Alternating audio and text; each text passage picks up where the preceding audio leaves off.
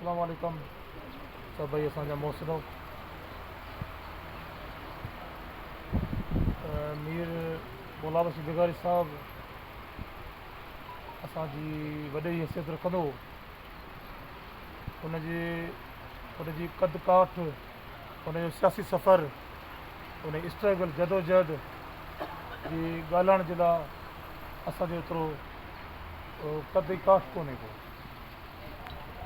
पर हिकिड़ी ॻाल्हि आउं ज़रूरु चवंदुसि त सिंध यूनाइटेड पार्टीअ में मरकज़ी उहिदेदारी हैसियत खां सवाइ सदाईं असां पंहिंजे वॾे जी हैसियत ॾिठो न कयो। ऐं जॾहिं बि असां का स्ट्रगल हलाईंदासीं, का तहरीक हलाईंदासीं, त वॾे जी हैसियत सां, पंहिंजे पीउ जे, पंहिंजे चाचे जे, मामे जी हैसियत सां असांखे बि सम्झाईंदो हो त बाबा हीअ मरहल अथव, हीअं तव्हां सां भई अॻियां साम्हूं शयूं ईंदियूं, हीअं माण्हू तव्हांजो वर्ताव कंदा, हीअं दोस्त तव्हां सां हलंदा, वक़्तु हालात मुताबिक़ फ़ैसिला कबा आहिनि, तकिड़ा आहियो, ॿिया टिया आहियो। इन करे असांजी घणे में घणे रहनुमाई जेका असांजी कई उहा मीर साहब कई।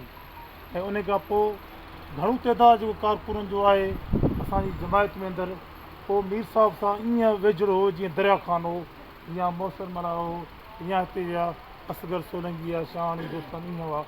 ऐं सभई सां शफ़क़त हुयो, असांजे मथां तरक़ियो।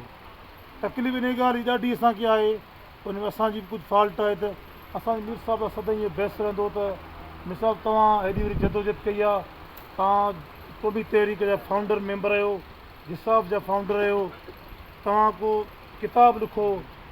ऐं दया ख़ान साहब इलाही चकर जा गुफ़्तगू थी त ज़िंदगी त को भरोसो कोन्हे को, इंसानु ॼाओ आहे कॾहिं हलियो वेंदो हलियो, किताब लिखिजे, उनजी का वीडियो भरिजे। पोइ जॾहिं मीर साहब राज़ी कोन हो तॾहिं त असां उन सां बहस बि कयो। जॾहिं मीर साहब राज़ी थियो त वरी उन सिहत इजाज़त कोन पई ॾिनी। उन जे बावजूदि बि असां हींअर बि दोस्तनि सां कचारी कई आहे त जेतिरो थी सघे त नायाब वीडियो आहिनि उन जूं, जीअं हींअर ताज़ी वीडियो हले थी, भुटे साहब सां मुलाक़ात थी हुई, जंहिंमें शकील सुंदर हुन खां वठे पियो इंटरव्यू, बालाजी साहब ऐं नियाज़ करण साहब तव्हां वेठा आहियो गौरव सिंह, अहिड़े क़िस्म जो हथु कजनि हुन ते जेको किताबी सूरत में हाणे ईंदड़ नौजवान खे ॾिजे त हू जीअं असांजे मौसर जो कयल जदोजहद ऐं सफ़र खां वाक़ुफ़ु थी सघनि। वधीक असांजा मौसर हुन ते ॻाल्हाईंदा। जी असां